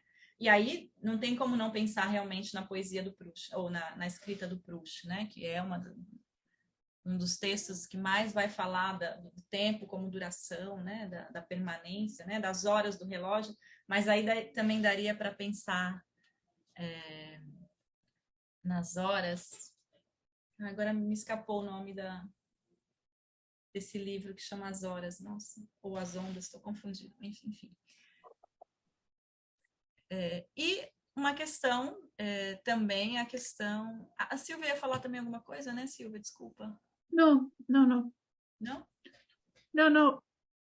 Solo me había quedado pensando en esto, pero ya un poco lo dijo Fernando, ¿no? La concentración de tiempo en una estrofa, de espacio en otra. Pero no sé, el significado de infinito ahí también. Bien, sí. Sí, eso me gusta, sí, con el desierto me parece que habría como una correlación, ¿no? Pero aparte ese primer verso, es un verso... la estrella en el desierto es un anuncio de, digamos, de divinidad, ¿sí? Y es la locura amorosa la que sintetiza esa nueva divinidad, ese espacio mágico, ¿no? Y que rige el amor. Y cómo esa fulguración que es la estrella se va a ir agotando en las líneas que van más adelante en la lluvia de banalidades, dice ella, ¿no? en esa cotidianeidad, digamos, esos instantes y en esos insoportables fracciones del tiempo del reloj insoportables. Porque claro, frente a la locura del amor, todo el otro mundo común es insoportable, digamos, ¿no? Esa es la estrella, ¿no? Que rige al desierto, ¿no? Recordaba el poema, por más que tiene una gran distancia, de Pórtame girasoles de Montale, ¿no? Esa idea de que viene una flor o viene la fecundidad sobre un terreno salino, sobre, no es desierto, pero digamos, el amor para poder eh, eh, fructificar ese infinito, es decir, esa esterilidad, ¿no? O sea, sin locura de amor, lo demás es como esterilidad. O sea, el tiempo es insoportable, la cotidianeidad, por decir algunos significados que te agrega la Rosselli, inclusive la cotidianidad, la elección de las palabras, ¿no? La enumeración de esas banalidades, ¿no? É o guarda-chuva que protege das banalidades, né? Pode falar, Lucia, por favor. Oi. Então, eu estava pensando que realmente você viu esses sonetos, eu não entendi se ele tá, o que poderia ser. Mas pensando no ultimíssimo, na última frase, digamos, arrivismo, como é que é? Arrivismo della fanciulla in fiore. Sim. Então, isso para o ouvido italiano, é logo Proust, né? Porque é a tradução italiana do Proust. Então, mas a primeira leitura é arrivismo, porque, olha que palavra estranha, né? Estranha para um Então, poema. pode ser que haja uma referência então, ao desejo amoroso, mas também à literatura, né? Como que você como é que você quer ser Proust, né? Como é que Proust quer ser Proust? Como é que o que vale isso, né? Eu acho assim, de uma multiplicidade, né, de interpretações que é fascinante, né? Aqui eu acho também que entra muito aquela revolta feminina que você falou desde o começo, né? Assim, a revolta contra os espartilhos, a revolta das moças em flor. Tem essa frase, né? O número asfixiou a minha beleza, esse verso, né? Tipo, o número, se a gente pensa, por exemplo, no espartilho, na roupa, essa mulher que tenta entrar a toda força dentro de um número que não lhe cabe, né? Tipo, eu não sou 38, eu não consigo ser 38. Quer dizer, ela não se encaixa na vida, não se encaixa nas roupas, não se encaixa em nada, né? E aí o poema explode justamente com a revolta, né? Dessas moças em flor, né? Que não querem a beleza, né? Só a beleza, né? Que sobrevive a todas as necessidades, né? Elas querem. Aí eu acho que um poema empenhado, digamos assim, né? No feminino, né? Em colocar também um olhar, né? Da mulher contra uma sociedade que oprime por meio do espartilho, oprime por meio dessa questão da beleza, né? A mulher tem que ser bonita, né? Lembra um poema da aula passada, da Adélia Prado, né? Não tão feia que não possa casar, quer dizer, só sobrevive essa beleza que é uma beleza padrão, é uma beleza imposta. Então, eu acho que esse poema, assim, dá para a gente pensar várias questões também de empenho da Amélia Rosselli em relação a um feminino, a um certo tipo de feminino, né? De um olhar que se coloca da mulher aqui, né? Seja por meio da poesia, né? A poesia, a tradição poética que ela não se encaixa ou que reivindica um espaço para si, seja por meio das questões do cotidiano, das regras da vida que ela não se encaixa e também não quer comer naquela hora, não quer se vestir naquela hora, não quer, né, fazer as coisas naquela hora determinada, e seja essa revolta feminina contra um padrão de beleza que também ela não se encaixa, quer dizer, ela não se encaixa em nada, que é a explosão total de tudo, né? Assim, nada do que ela vivencia é possível, né, entrar nesse universo de coisas, nesse universo de regras, nesse universo de uma beleza construída, né? E até nesse universo linguístico, né, do guarda-chuva das banalidades, as coisas como se ela constrói essa umbrella para se proteger de todas essa língua, né? E aí ela usa justamente a umbrella como língua para se proteger das banalidades da língua também, né? De uma ideia de língua que ela também não se encaixa, porque a língua dela também é uma língua, uma plurilíngua, uma língua mestiça, uma língua híbrida, né? Então, tudo isso eu acho que tem uma explosão total de tudo aqui, né? Não sei, né? Se vocês concordam com isso, mas acho que uma das coisas que mais me chamou a atenção nesse poema, assim, que fez eu gostar muito dele, foi esse não se encaixar em nada, né? Esse tentar destruir não, mas pelo menos dissolver algumas coisas que são para ela sempre como muito falsas, né? Como, né? Muito marcadas por coisas que não dão certo para ela, né? E evoca todos os âmbitos, digamos assim, da vida dela, né? Não sei. É uma ideia, assim. Mas não sei também. Enfim, se vocês querem colocar mais uma questão, senão acho que dá para a gente ler mais um poema para encerrar. Então, vamos lá. Bom, o último poema, então, que a gente vai ler, na verdade, são poemas... Eu tinha separado 3 poemas para falar da questão da morte, né? Então, eu vou falar só desse, eu acho que, num certo sentido, dá para a gente, os 3 podem ressoar também nesse, né? Daí aqui eu coloquei, então, o verso da Sylvia Plath, né? Morrer é sempre aquele, né? Uma arte, né? Como todas as outras, né? E eu gosto muito dessa ideia de que a morte é também faz parte da vida, né? É tão comum como a vida, né? Bom, então nesse poema ela diz assim, e aí é que volta ao ser, mas aqui não é um poema só de amor, né? Esse é um poema de amor também, né? Mas começa com esse ser.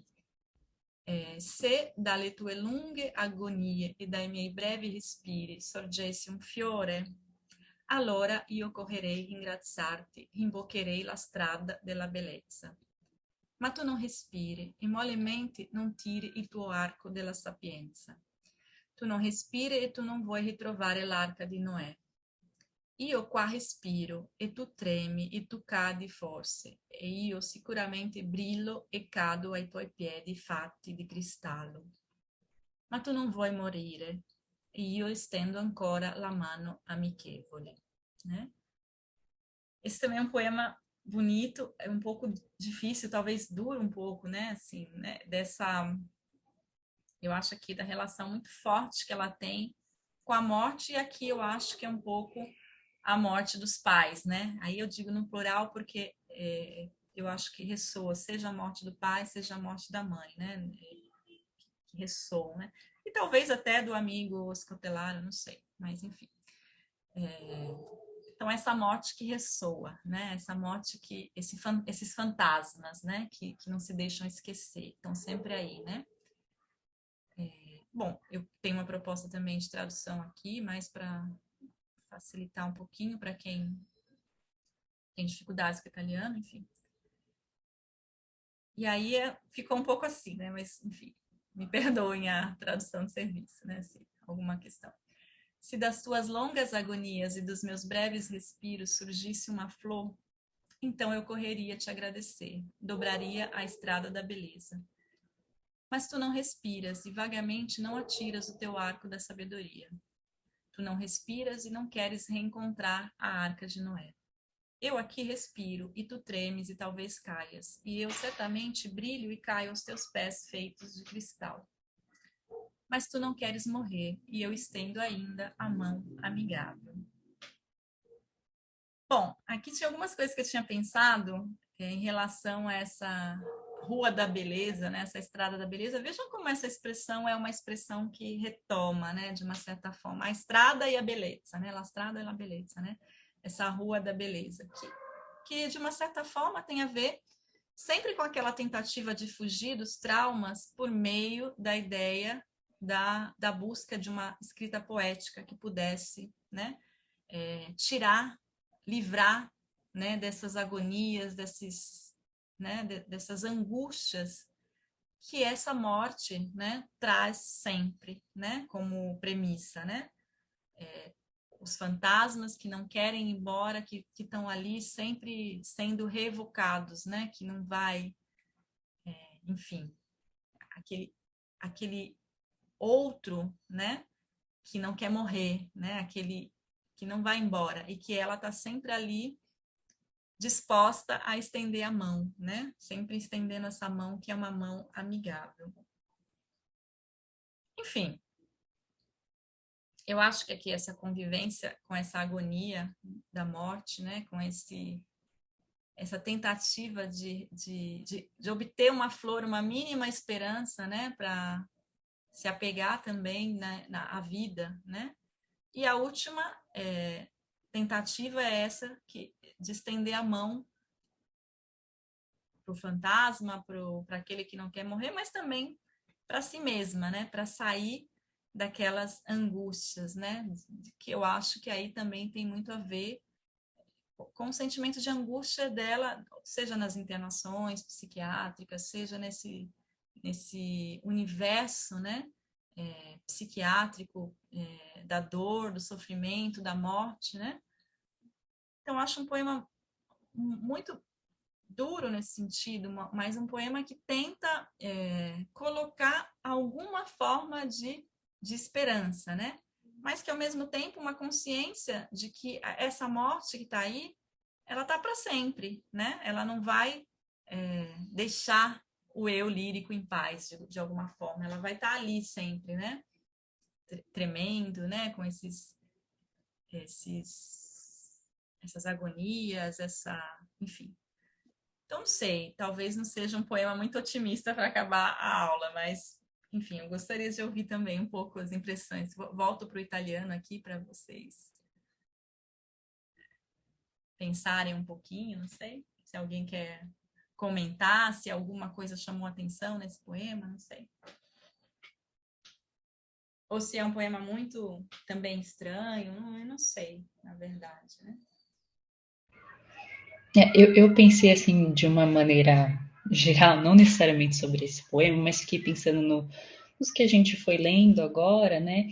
E me parece que essa questão da agonia, até da melancolia, né? Aquela mistura com desejo, é quase como se sempre fosse algo ambivalente, algo que está presente de alguma forma, pode ser através do amor, do desejo, ou mesmo da escrita, mas que tem um outro lado, que é do tédio, né, o lado também da agonia, ou mesmo dessa morte que reaparece, eu acho que de alguma forma, quando ela escreve, né, e se entedia, e também se revolta, e volta a ficar melancólica de repente, né, então me parece que não é uma sensação, né, algo único que atravessa a escrita dela, é realmente algo mais ambivalente, que de repente se mistura nesse escrever e que por isso que talvez é um pouco oscilante ou mesmo até difícil às vezes de interpretar ou de ter alguma ideia do que pode ser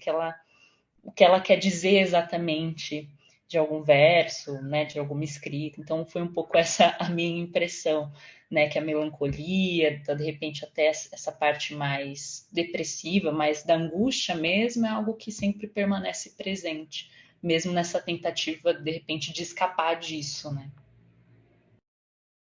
Isso mesmo. Obrigada, Mariana. De fato, é um pouco isso, né? Assim, eu acho que não tem muita salvação, né? Nessa poesia, mas tem uma tentativa de, pelo menos, né? Eu acho que aí a poesia é forte para Rosselli nesse sentido, né? De tentar se salvar de algumas coisas que o cotidiano, que a vida, né? Que os traumas, que todo esse percurso da vida dela trouxeram, né? Então, se existe alguma possibilidade, digamos assim, de escapar dessas angústias todas, talvez seja a poesia mesmo, né? E mesmo que às vezes isso não dê conta completamente, né? Porque daí são coisas realmente muito fortes e muito pesadas, né? Que contra as quais ela luta, digamos assim, né? Não sei. Então, mas é um pouco por aí mesmo, né? Não sei se alguém mais quer falar alguma coisa. Gostaram da poesia da Araceli? Não sei, acharam uma poesia, não sei se é gostável assim, palatável também, né? Fernando, quer falar? Sí, muy bella, muy hermosa, sí, intensa. Con muchísima sonoridad, ¿no? Y elección de palabras, cambios de ritmo permanente. ¿Eh? Sim. Sí, sí, hermoso me encuentro. Aí tem alguém dizendo aqui também a Sidneia, que achou profunda, triste, realmente tem uma coisa forte, triste também, né? Uma intensidade, né? Isso de fato marca mesmo. Deixa eu ver se tem mais comentários aqui no chat também. Silvia precisa ir embora. Tal. Sí, esa tristeza, esa angustia está diseminada en toda esa enorme sonoridad y profusión de palabras. Sim. La plenitud de haber trabajado como traductora y de frecuentar la poesía extranjera, también la inglesa, se nota en su poética, digamos, porque amplía los límites, ¿no? Se nota en el ritmo, en la elección de las palabras, una enorme intensidad. Y luego se aleja con esa actitud tan femenina del cuerpo presente, el sentimiento constante, se aleja de esa formalidad y la dureza del hermetismo, de esos poemas también intensos y hermosos. Como yo recordaba cuando leíamos los primeros de Rosselli, algún tono de Mediterráneo, el Montal, esa melancolía que contagia la poesía, pero la melancolía de Rosselli tiene tiene una enorme intensidad y aún ella lo está controlando con palabras, ¿no? La está dosificando, ¿no? ¿Sí? Con mucha belleza. Sim. O sea, una tristeza, pero con una intensidad, una elegía intensa y muy cuidada, ¿no? Es un grito elaborado. Sim, bonita essa imagem, de fato é um pouco isso mesmo, né? Essa profusão de palavras que tocam profundamente, né? E realmente uma elegia, né? Ainda que dolorosa, né? Desse ser também. Lo maravilloso es que con esa intensidad de sentimientos y además teniendo esa musicalidad ella, y viendo la música contemporánea sobre todo, logra ser muy clara en su expresión. Palabras que son claras, transparentes, ¿no? ¿Sí? Su voz aparece muy, muy clara, digamos, ¿no? Es una poesía compleja, pero tiene claridad en sus palabras y muy alejada del simbolismo de las primeras décadas de la poesía italiana, digamos, ¿no? Sim, tem esse resgate. Recuerdo ahora hablando, no recuerdo, Caproni, Amore mío, l'alba, por ejemplo, ese verso directo, ¿no? Esa expresión directa, tan contundente que tiene Amalia Rosselli. Bueno, hemos visto Calandrone también, en la poesía femenina tiene ese poder, ¿eh? Sim, verdade, verdade. Só para responder algumas perguntas aqui no chat, né? Aqui as pessoas disseram que não conheciam, achou impactante, Priscila, Wesley, né? E alguém perguntou das revistas que saíram. Uma das revistas, Jennifer, eu deixei lá para vocês na sala do Classroom, que é a tradução da Cláudia.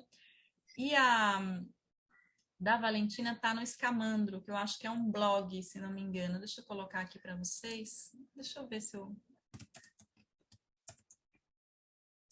Não lembro todo, mas é só vocês digitarem, né, o nome dela. Coloquem Amélia Rosselli que vai sair. Valentina Cantori e Amélia Rosselli, né? Cantori. E também saiu algumas traduções na revista Piparote, né? Só que essa é impressa, não é online, né? Então, Escamandro, acho que é onde tem os versos das variações bélicas, né? Então, é uma indicação para vocês verem essa...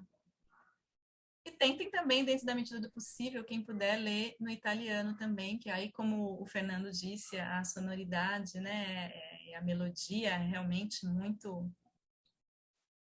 forte, muito bonita, né, e muito límpida, né, e aí dá para pensar também nesses exercícios que ela faz a partir da música, né, da música clássica do Bach, por exemplo, né, de onde se origina a ideia das variações, né. Também para quem for ler no italiano, assim, pegar o livro e começar de uma sentada só, que eu acho que talvez seja mais difícil, né, fazer isso com poesia, mas sobretudo fazer isso com a poesia da Rosselli, né? Se conseguir ler de uma vez só, vai talvez ouvir essa melodia realmente do Bach como fundo, assim, né, para ver se encaixa nessas tentativas de musicar a poesia, né? Eu acho que um pouco talvez seja esse o esforço que ela fez mesmo, né? Alguém pôs ali, então, as referências. Eu acho que é isso. Então, tem material no Drive, para quem está perguntando. Eu coloquei aqui no começo da aula o link. Deixa eu ver se eu resgato aqui para vocês, né? Para quem quiser acessar o volume como um todo, o livro. E aproveito para falar da aula que vem. Então, a gente vai tentar fazer uma ligação, né, com as poetas brasileiras também, né? Voltando um pouco para... Esse é o link do Drive, né? Do Classroom. Na verdade, é um Classroom, né?